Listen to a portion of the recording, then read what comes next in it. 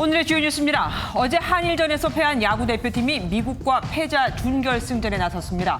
이 경기에서 이기면 일본과 금메달을 놓고 다시 승부를 가리게 됩니다.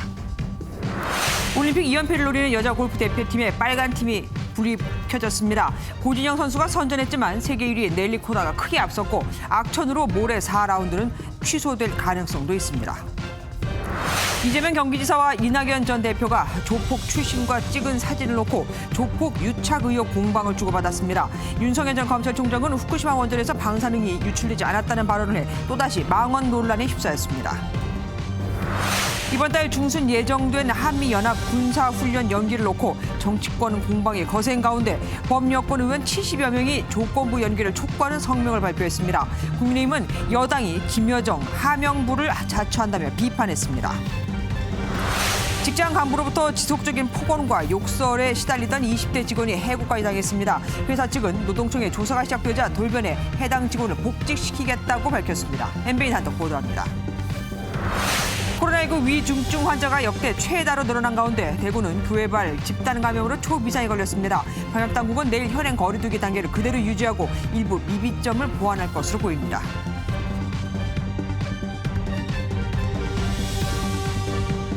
다음 소식입니다. 여권 1, 2위 후보들 간의 사진 공방이 극한으로 치닫고 있습니다.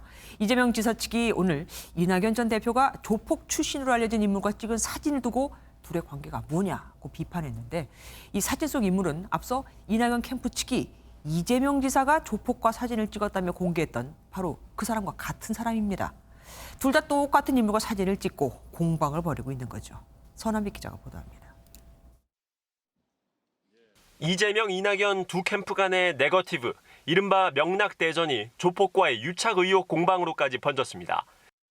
이낙연 캠프 정운현 공보단장은 폭력 조직 출신으로 알려진 문흥식 전 5.18 구속자 부상자 회장과 이 지사가 함께 찍힌 사진을 공개하면서 두 사람이 다정히 손을 잡고 있는 모습을 어떻게 봐야 하나라고 공격했습니다.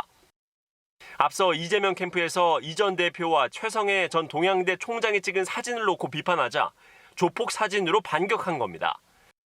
이재명 캠프는 곧바로 이 전 대표의 얼굴이 담긴 새로운 사진을 올리며 응수했습니다. 현근택 대변인은 이낙연 후보가 두 차례나 문흥식 회장과 함께한 이유는 무엇이냐며 역공을 가했습니다. 당내에선 이 지사의 음주운전 재범 의혹으로 촉발된 후보 검증단 설치를 둘러싼 논란도 가열됐습니다. 송영길 민주당 대표는 검증단 설치에 대해 반대 입장을 재차 확인했고 이미 예비 경선 컷오프가 끝났고 본 경선에 현재 들어가고 있는 상황인데 검증을 한다는 것은 논리에 맞지 않고. 이낙연 전 대표는 이런 지도부를 비판했습니다. 다수 당원들이 어떻게 받아들일 것인가, 이것은 앞으로도 두고두고 영향을 미칠 것입니다. 그런 오해나 의심을 받지 않는 것이 향후를 위해서 좋을 거예요. 이런 가운데 이재명 지사는 음주운전 재범 의혹과 관련해 100만 원 이하의 범죄 내역을 공개하면서 의혹 진화에 나섰습니다. MBN 뉴스 서남비입니다. 윤석열 전 검찰총장이 또 실언 논란에 휩싸였습니다. 일본 후쿠시마 원전 사고를 두고 원전이 폭발한 게 아니고 방사능 유출이 안 됐다고 한 건데 이 발언은 보도가 됐다가 몇 시간 만에 삭제가 돼 더 논란이 커졌습니다. 최재형 전 감사원장은 김대중 전 대통령이 김영삼 전 대통령의 건의에서 전두환 씨를 사면한 것처럼 지금 감옥에 있는 두 전직 대통령도 사면하는 게 바람직하다고 밝혔습니다. 원준희 기자입니다. 문제의 발언은 부산 지역 한 언론과의 인터뷰에서 나왔습니다. 윤석열 전 검찰총장은 우리나라에 들어오는 원전은 안전하다며 일본에서도 후쿠시마 원전이 폭발한 것이 아니며 지진 해일로 피해가 컸지만 원전 자체가 붕괴된 것이 아니고 방사능 유출은 기본적으로 안 됐다고 말했습니다. 일본 대지진 당시 방사능 유출이 없었다는 뜻으로 해석될 수 있는 이 인터뷰 내용은 해당 언론사가 인터넷판으로 보도했다가 4시간 반 만에 삭제해 더 논란이 커졌습니다. 윤 전 총장 측은 체르노빌 때와 달리 후쿠시마 사고는 원전 자체 결함으로 일어난 게 아니었고 지진 직후엔 방사능 유출이 없었다는 점을 설명하려는 의도였다고 해명했습니다. 후쿠시마 원전의 방사능 유출은 설계 결함 때문이 아니라 정전으로 인한 유출이었다는 점을 강조한 것입니다. 여권은 편향되고 위험한 사고라며 비판했습니다. 후쿠시마는 원전이 녹아내리고 수소 폭발이 일어나 방사능 유출이 된 것이 명백한 사실입니다. 무지하고 편향된 사고가 너무 위험하고 심히 우려스럽습니다. 최재형 전 감사원장은 대선 출마 선언 후 첫 일정으로 고향인 경남 창원시 진해를 찾았습니다. 최 전 원장은 이명박 박근혜 전 대통령에 대해 국민 대통합 차원에서 사면하는 것이 바람직하다고 밝히고 이재용 삼성전자 부회장의 가석방 역시 국가에 기여한 부분을 고려해 판단해야 한다고 말했습니다. MBN 뉴스 원중입니다.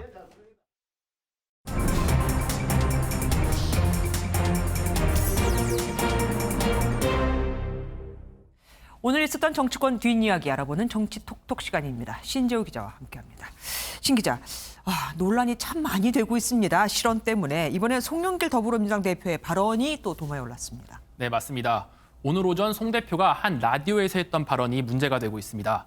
윤석열 전 검찰총장과 최재현 전 감사원장이 문재인 정부 사람이었던 것을 강조하다 국민의힘을 불임정당이라고 표현한 겁니다.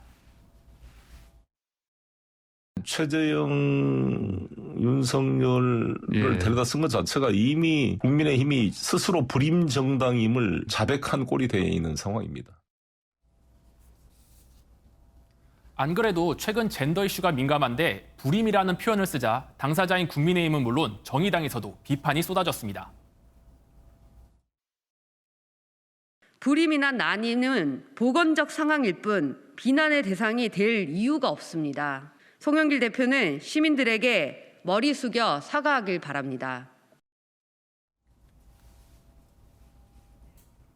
지난 5월 송 대표는 기러기 가족 문제를 언급하며 남성은 술 먹다 죽고 여성은 바람이 나서 깨진다라고 말해 논란을 빚고 사과한 바 있었죠. 논란이 커지자 송 대표 측은 앞으로 언행에 조심하겠다는 뜻을 밝혔습니다. 예, 어제 국민의힘 쪽방촌 봉사 행사가 있었잖아요. 거기는 유력 주자 4명이 다 빠져갖고 사실 이준석 대표가 참 체면을 구겼는데 오늘도 행사가 있었습니다. 대권 주자 간담회. 여기는 어땠습니까? 네, 어제 쪽방촌 봉사활동에 윤석열, 최재형, 유승민, 홍준표 후보 등이 불참해 이준석 대표가 불편한 감정을 드러냈었죠. 네. 그런데 오늘 대선 주자 간담회에도 윤 전 총장과 홍준표 의원은 휴가, 최 전 원장은 지방 일정 참석을 이유로 또다시 불참했습니다. 그러자 오늘은 이준석 대표에 앞서 다른 대선 후보들이 먼저 폭발했습니다. 어떻게 얘기했는지 직접 들어보시죠. 당의 간판이 필요해서 들어온 것인지 정작 우리 당이 원팀이 돼서 해야 될 일에 대해서는 어떠한 성의와 진지함도 보이지 않고 있습니다. 후보들이 당을 개무시하고 대표를 무시하고 당대표나 원내대표도 없는 자리에 와가지고 생전 처음 오는 데를 그냥 벌떡 와가지고. 벌써부터 대선 후보 간 불협화음이 노출되고 있어 향후 경선 룰 등을 두고 치열한 신경전이 불가피할 것으로 보입니다. 예, 윤석열 전 검찰총장은 어제 왜 반려견 사진을 올렸었잖아요. 근데 오늘은 반려묘 영상을 올렸습니다. 왜 그렇죠? 네, 윤 전 총장은 다리를 크게 벌리고 앉는 이른바 쪽벌난 논란에 대응하기 위해서 반려견 마리의 사진을 올리면서 앞으로 고치겠다는 각오를 다졌었죠. 네네. 이번엔 고양이 나비와 누워서 핸드폰을 보는 영상을 찍어 올리며 고개를 흔드는 습관을 고치겠다는 의지를 드러냈습니다. 윤 전 총장은 대화할 때 끊임없이 고개를 왔다 갔다 돌린다고 해서 도리도리라는 별명이 생겼었는데요. 네네.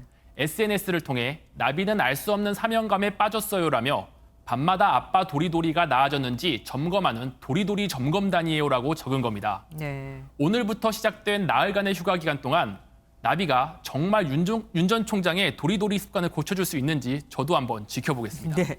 그리고 색다른 여론조사 결과가 나왔더라고요. 대권 후보에 대한 지지율이 아니라 호감도 조사입니다. 네, 맞습니다. 이번에는 이재명, 이낙연, 윤석열, 최재형 후보만을 상대로 조사가 됐는데요. 호감도는 윤석열, 이재명, 최재형, 이낙연 후보 순으로 비호감도는 이낙연, 이재명, 윤석열, 최재형 후보 순서로 나타났습니다. 민주당 후보 2명의 비호감도가 조금 더 높게 나왔는데요. 민주당 후보 2명에게 모두 호감이 간다는 응답도 국민의힘 후보 2명에게 모두 호감을 느낀다는 응답보다 11.1%포인트 낮게 나왔습니다. 최근 진흙탕 싸움을 하는 영락대전이 대중들에게 좋지 않은 인상을 남겨준 것이 원인으로 분석됩니다. 예. 아이고, 지금 진흙탕 싸움이 지지율에는 어떻게 영향을 미쳤을지 모르겠지만 어쨌든 호감도는 확실히 떨어뜨렸다는 겁니다. 예, 지금까지 신재우 기자와 함께했습니다.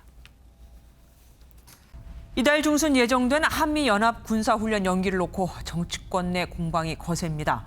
송영길 더불어민주당 대표가 연기는 없다고 선을 그었지만 범여권 의원 70여 명이 조건부 연기 성명에 이름을 올렸거든요. 하지만 북한의 남북공동연락소 폭파나 해양수산부 공무원 피격 사건에 대해서는 사과 요구도 못하고 전시 상황에 대비하는 훈련까지 북한의 눈치를 본다는 비난도 있습니다. 백길종 기자가 보도합니다. 범여권 의원 74명은 얼어붙은 남북관계를 다시 진전시킬 중요한 시기라며 한미연합 군사훈련의 조건부 연기를 촉구했습니다. 연기가 되면은 남북관계, 북미관계는 훨씬 다른 상황을 맞이할 것이라 생각합니다. 말 그대로 평화와 한 단계 더 성큼 다가서는 김여정 북한 노동당 부부장이 지난 1일 담화에서 지금과 같은 중요한 반전의 시기라고 언급한 것을 들며 북한의 대화 재개에 명분을 줘야 한다고도 주장했습니다. 청와대와의 교감을 묻는 질문에는 의원들의 뜻이라며 일축했습니다. 민주당 지도부는 연기론에 선을 그었습니다. 이제 북미 간의 이 비핵화 협상이 진행이 된다든지 구체적인 뭐 상황이 있었으면 또 여러 가지 고려할 것이 많겠지만. 대권 주자들 가운데 이낙연 전 대표는 지난 3일 합리적인 결정이 내려지길 바란다고 말해 사실상 연기론에 힘을 보탰지만 박용진 의원은 김여정이 뭐라 하든 우리가 결정해야 한다는 의견을 밝혔고 김두관 의원은 조건부 연기를 주장했습니다. 국민의힘은 민주당이 김여정 부부장 눈치 보기에 급급하다고 꼬집었습니다. 민주당은 김여정의 하명이 떨어지기 무섭게 한미연합훈련을 연기하라는 연판장을 돌렸다고 합니다. 대선 주자인 윤희숙 의원도 통신선 연결은 연기 사유라 보기 어렵다며 김여정 심기 경호가 안보보다 중요하냐고 비판했습니다. MBN 뉴스 백길종입니다. 응급 환자를 구하러 갔다가 도리어 매를 맞는 119 구급대원이 서울에서만 해마다 100명에 육박한다는 걸 아십니까? 위급한 순간 우리의 목숨을 구해줄 마지막 생명 방어선이 무너지는 겁니다. 정주영 기자가 보도합니다. 구급차에 실려 병원으로 이송되는 환자. 갑자기 119 구급대원의 눈부위를 때립니다. 봉변을 당한 구급대원은 화가 날 법도 하지만 묵묵히 참을 뿐입니다. 아무 이유 없이 정당한 소방활동을 방해한 혐의로 징역 6개월이 선고됐습니다. 또 다른 구급차. 이송 중인 환자가 뜬금없이 때려도 되는지 묻더니 구급대원의 입술과 턱을 움켜잡고 밀칩니다. 술에 취해 기억이 없다고 주장했지만 벌금 300만 원을 부과받았습니다. 구급대원이 폭행당하는 사례가 끊이지 않고 있습니다. 서울시 119 광역수사대는 지난 3년 동안 구급대원 폭행 사건 253건을 수사해 204건을 검찰에 송치했습니다. 환자 이송 중 구급차 안에서 발생한 폭행 사건이 29%로 가장 많았고 코로나19 구급 활동 중에도 폭행이 일어났습니다. 대부분 술에 취한 상태였습니다. 사회 안전을 책임지는 구급대원의 사기를 떨어뜨리는 폭행은 결국 소방력 손실로 이어집니다. 다른 환자들을 또 이송하고 환자를 돌보러 가야 되는데 그렇지 못하게 되는 사례가 있기 때문에 구급대원들 폭행은 근절하여 주셨으면 좋겠습니다. 출동한 소방대원을 폭행 협박하면 5년 이하 징역 또는 5천만 원 이하 벌금이 부과됩니다. MBN 뉴스 정주영입니다.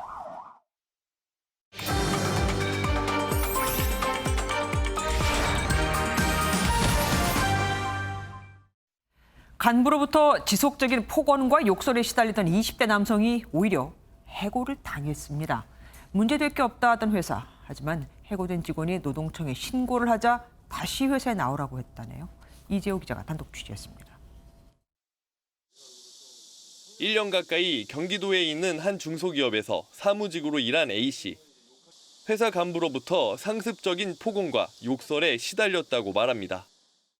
죽는다. 눈동자 피하면 죽어. 봐라. 돌리지 말라고. 나한테 한번 거짓말하다가 걸리면 넌 죽어. 욕설은 기본이고 인격을 모독하는 발언도 서슴지 않았다고 합니다. 이거 안 배웠어? 글자 크기는? 대학에서는 어떻게 리포트 썼냐? A씨는 회사 측에 문제 제기도 하지 않고 참아왔지만 돌아온 건 느닷없는 해고 통보였습니다. 거짓말쟁이로 몰아갖고 물리적인 힘을 이용해 이렇게 저를 쫓아냈습니다. 앞으로 또 어떻게 취업 준비를 해야 될지 막막하고 이렇게 욕설을 듣고 이런 것 때문에 정신과 진료도 받을까 생각을 하고 있습니다. 회사 측은 교육 중에 일어날 수 있는 폭언이었다고 해명했습니다. 또 해당 직원이 평소 업무 지시를 따르지 않는 등 근무 태도에 문제가 있었다고 덧붙였습니다. 해고된 A씨는 직장 내 괴롭힘과 부당 해고된 점을 노동청에 신고했습니다. 그러자 문제될 게 없다던 회사 측은 태도가 돌변했습니다. 노동청이 조사에 착수하자 해고된 직원을 복직시키겠다고 밝혔습니다. MBN 뉴스 이재호입니다. 대낮 도심에서 아무런 이유도 없이 행인들의 뒤통수와 목을 때린 20대가 붙잡혔습니다. 이 남성은 자신이 충동 조절 장애가 있다고 주장하고 있습니다. 최희지 기자가 보도합니다. 가만히 서서 휴대전화를 만지던 남성이 갑자기 뒤통수를 맞아 중심을 잃고 넘어질 뻔합니다. 곧이어 그 옆을 빠르게 스쳐 지나가는 남성을 피해자가 뒤쫓습니다. 그제 오후 4시 반쯤 20대 남성이 강남역 지하상가와 역 근처를 돌며 행인 3명을 폭행하는 사건이 일어났습니다. A씨는 10대부터 40대까지 일면식도 없는 남녀 피해자 3명의 뒤통수와 목을 때리고 달아났습니다. 매장 정리하고 있었는데 어떤 여자분께서 굉음을 2번 정도 지르셨어요. 무슨 상황인지는 몰랐는데 어떤 남자분께서 쫓아가면서. 해당 남성은 범행 현장에서 얼마 떨어지지 않은 가게 탈의실에 숨어 있다가 경찰의 현행범으로 체포됐습니다. A씨는 경찰 조사 과정에서 충돌 조절 장애가 있고 스트레스 때문에 행인들을 때렸다는 취지의 진술을 한 것으로 전해졌습니다. 서울수서경찰서는 A씨에 대해 폭행 혐의로 구속영장을 신청할 방침입니다. MBN 뉴스 최희지입니다.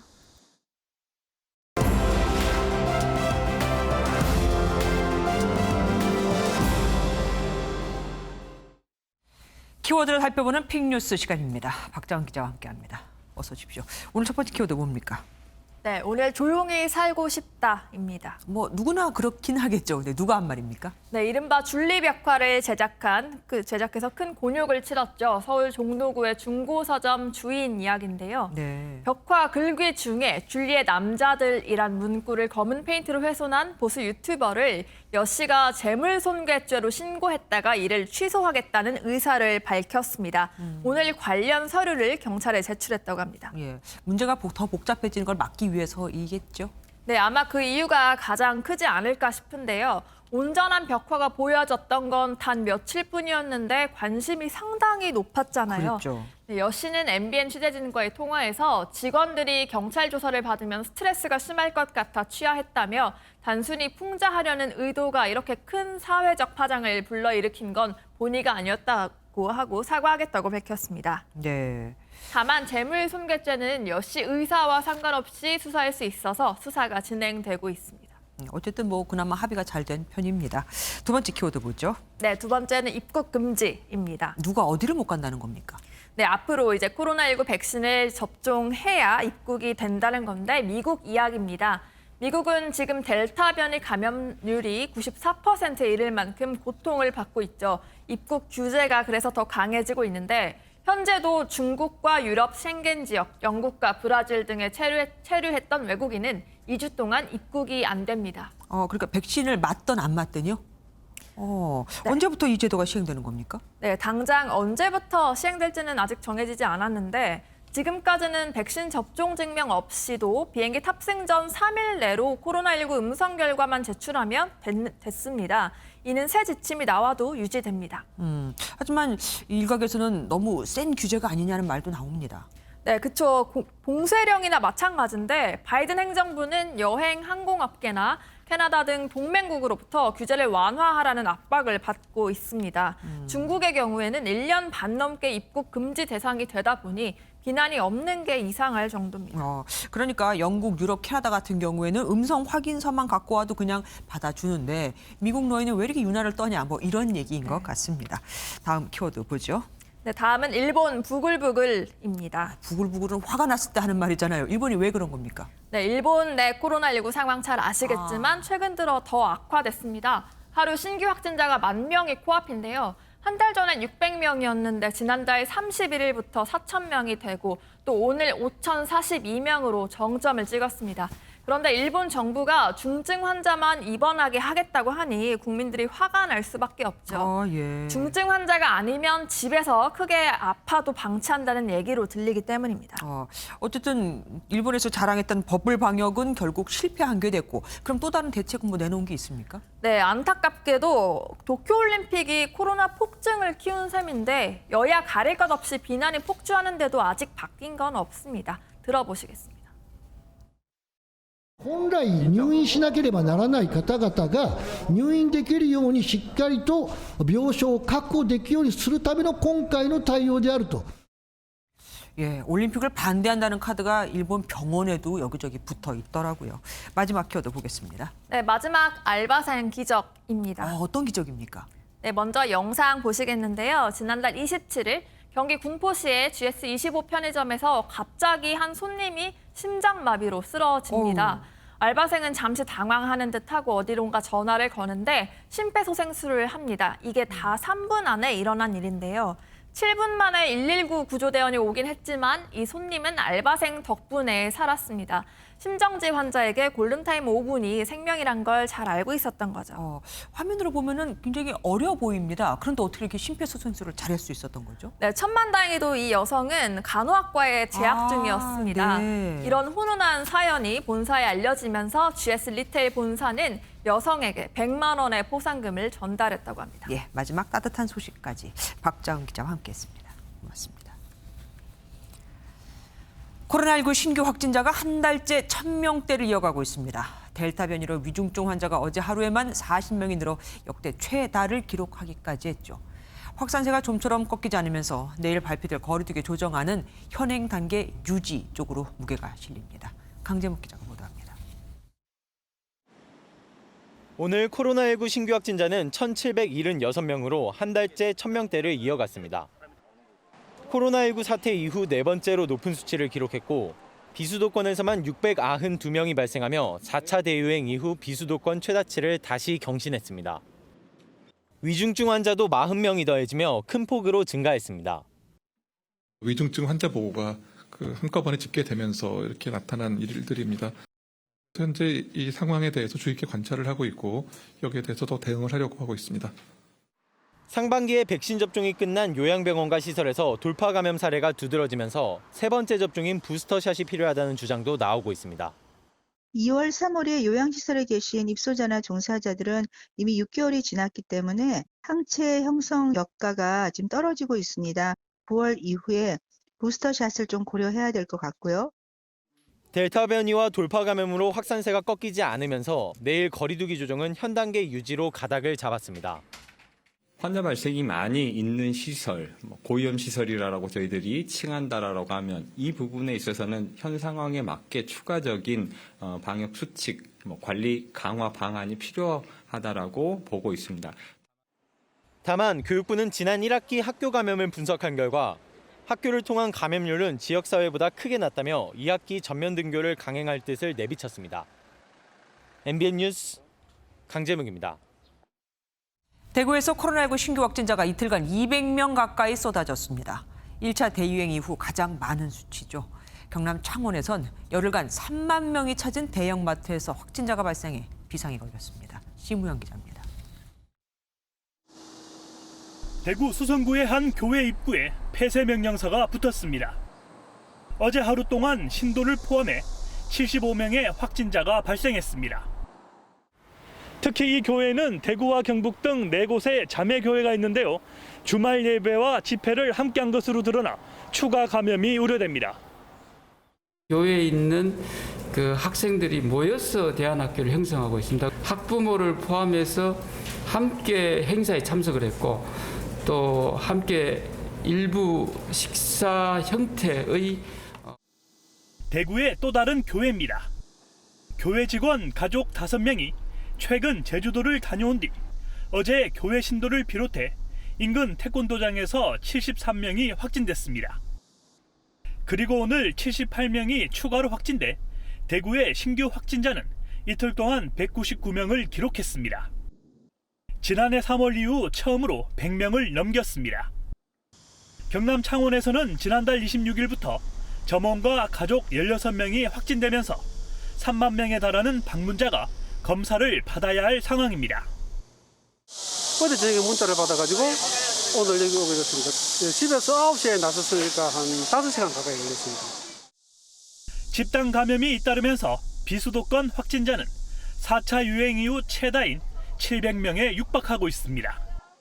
MBN 뉴스 심호영입니다. 정부가 다음 주부터 시작되는 18세에서 49세 백신 접종 사전 예약 때 대리 예약이나 동시 접속을 금지하기로 했습니다. 또 카카오나 네이버, 패스 앱을 통한 간편 인증을 도입하고 시간당 200만 명까지 예약할 수 있도록 서버를 확충하겠다고 밝혔습니다. 다만 정부는 최대 35분에서 50분의 대기 시간은 발생할 수 있다고 덧붙였습니다. 남해안 한려해상국립공원에서 멸종 위기종인 긴 꼬리 딱새와 팔색조의 번식 모습이 포착됐습니다. 두 종이 서식하는 모습은 종종 확인이 됐었지만 이렇게 생육 과정이 카메라에 담긴 건 처음입니다. 강영호 기자가 보도합니다. 넓고 푸른 남해와 금산의 절경이 한데 어우러진 한려해상국립공원. 자연의 황홀한 경관 속에서 작은 둥지를 틀고 어린 새끼를 돌보는 두 종류의 새가 있습니다. 멸종위기 야생동물 2급인 긴꼬리 딱새와 팔색조입니다. 눈 주변과 부리에 도는 푸른빛이 특징인 긴꼬리 딱새는 제주도와 남부지방을 중심으로 서식하는 대표적인 여름철 새입니다. 앙증맞은 새끼들을 위해 번갈아 먹이를 물어다 주는 부부새의 모습이 처음으로 카메라에 포착됐습니다. 에메랄드빛의 화려한 깃털이 특징인 팔색조 부부는 숲속에 둥지를 마련해 육아에 열중하고 있습니다. 동남아시아에서 월동한 뒤 여름이면 우리나라를 찾는데 최근 벌목과 산림 훼손이 늘며 서식지가 위협받고 있습니다. 습하고 어두운 환경을 좋아하는 팔색조에게 숲이 울창한 한려해상 국립공원은 서식하기 최적의 환경입니다. 한려해상 국립공원의 생물 서식 환경의 개선 등에 따라 멸종위기 야생생물 2급인 긴꼬리 딱새, 팔색조 등 다양한 희귀 생물이 관찰되고 있는 것으로 판단됩니다. 국립공원공단은 소음과 장애물 등 서식지에 위협이 되는 요인을 제거하는 한편 다른 희귀 생물에 대한 관찰도 이어간다는 계획입니다. MBN 뉴스 강영호입니다.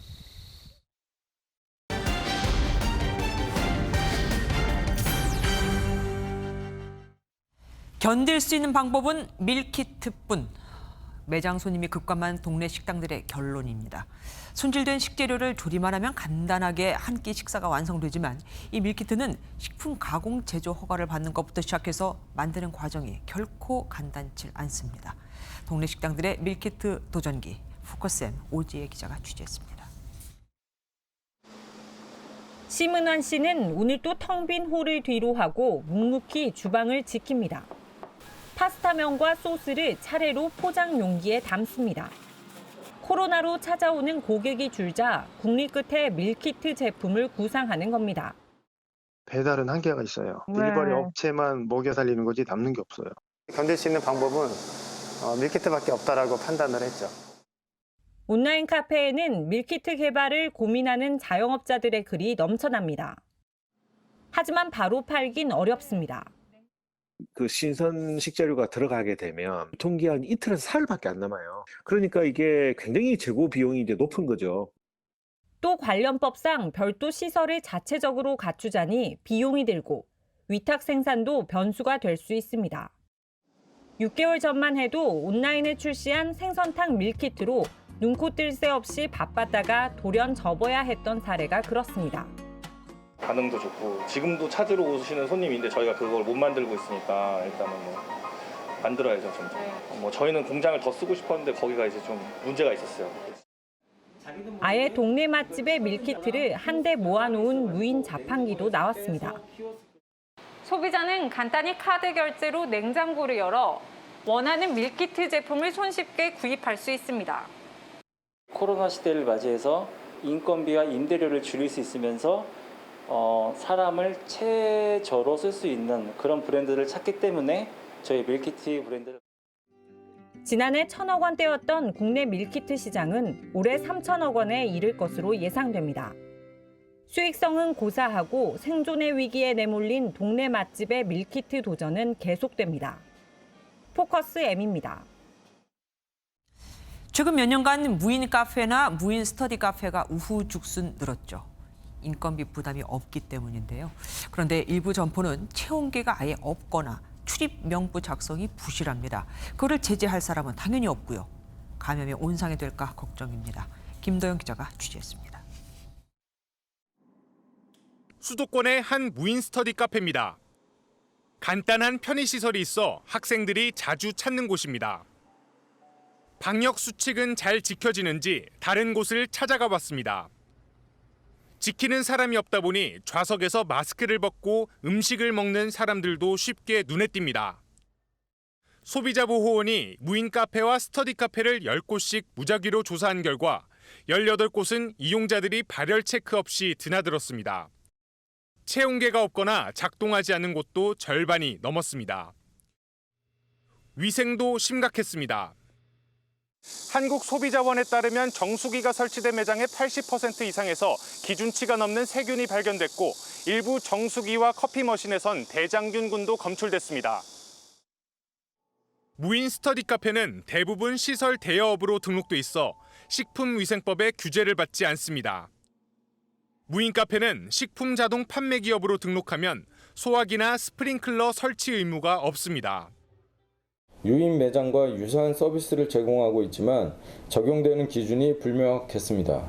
업종 구분을 명확히 하고 전문가들은 무인 카페가 늘어나는 만큼 안전점검 강화도 뒤따라야 한다고 지적했습니다. MB 뉴스 김도형입니다.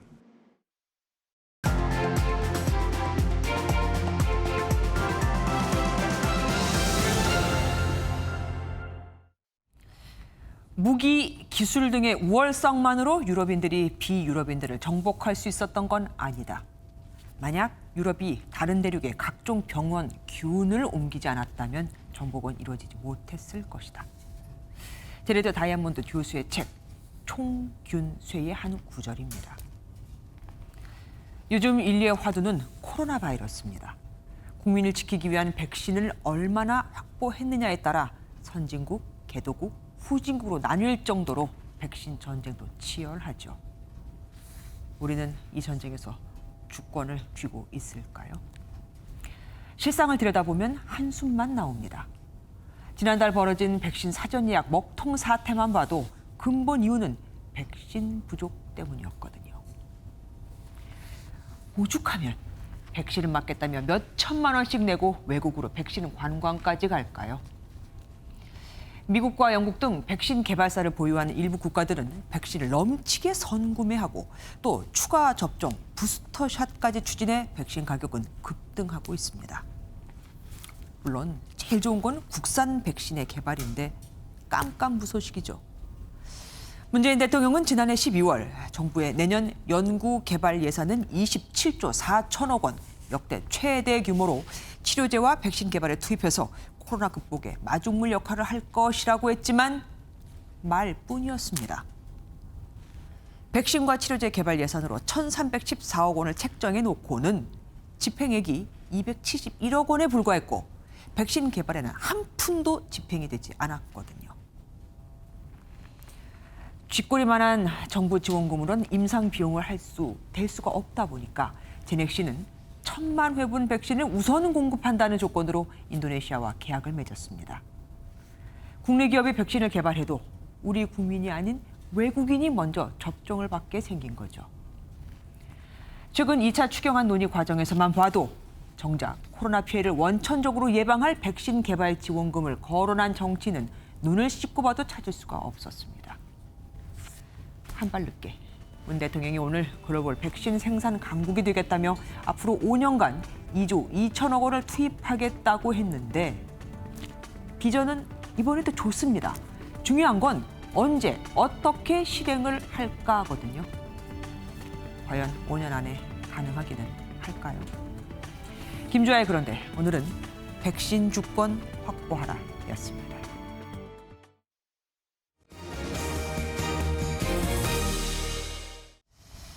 문재인 대통령이 국가인권위원장에 송두환 변호사, 금융위원장에 고승범 금토위원을 지명했습니다. 송 변호사는 민변 회장과 대북송금 특검을 맡았던 인물입니다. 최재형 전 원장의 사퇴로 공석이 된 감사원장 후임 인선은 이루어지지 않았습니다. 조창훈 기자입니다. 문재인 대통령이 국가인권위원장 후보자에 송두환 법무법인 한결 대표 변호사를 지명했습니다. 문 대통령의 사법연수원 동기인 송 후보자는 참여정부 시절 대북 송금 사건 특별검사와 헌법재판관, 민변 회장 등을 지냈습니다. 송두환 후보자는 공개 모집 및 후보추천위원회 절차를 거쳐서 선정되었으며 인권위원 선출 절차의 독립성과 투명성을 확보했습니다.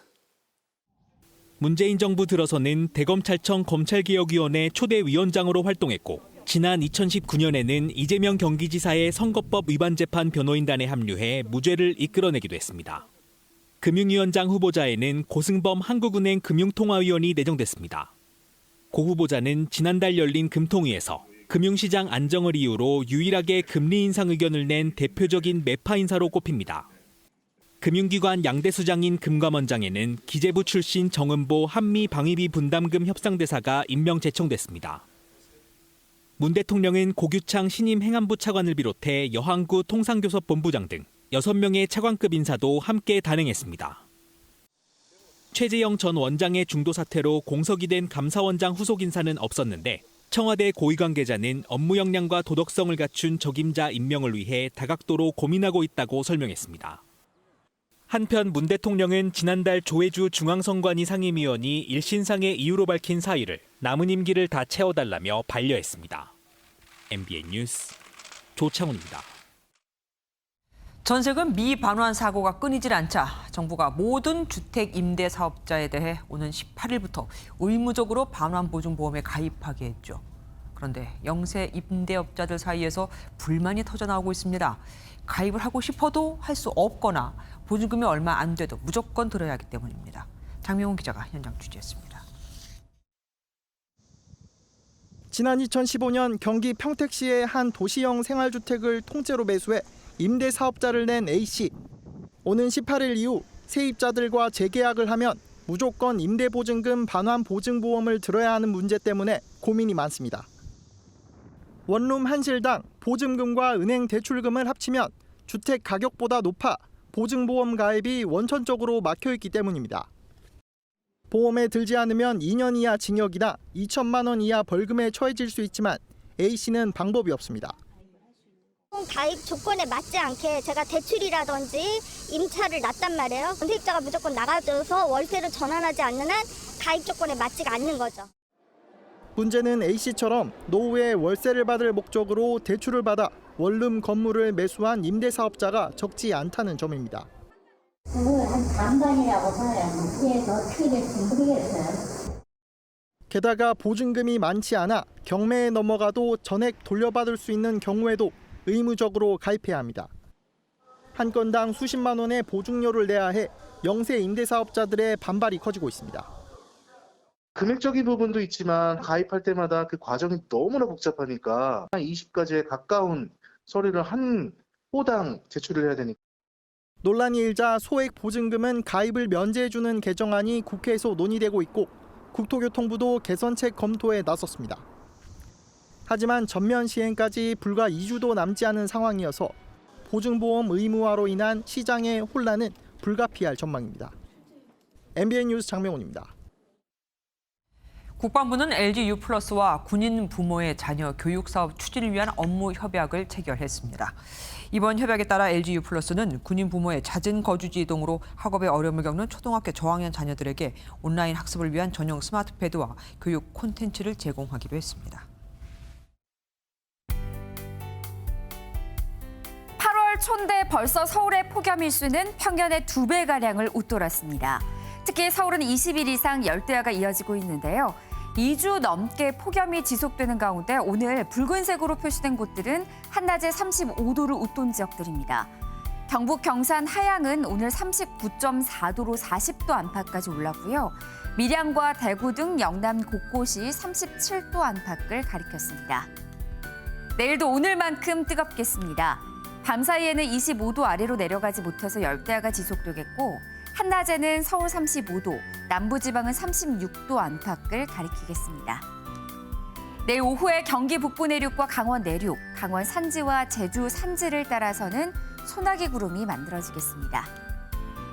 중부 내륙을 따라서는 대기가 매우 불안정해서 내일 새벽까지 강한 소나기가 오는 곳이 많겠습니다.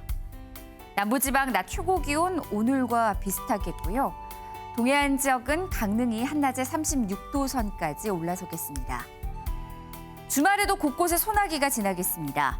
한편 오늘 제10호 태풍 미린에도 발생했는데요.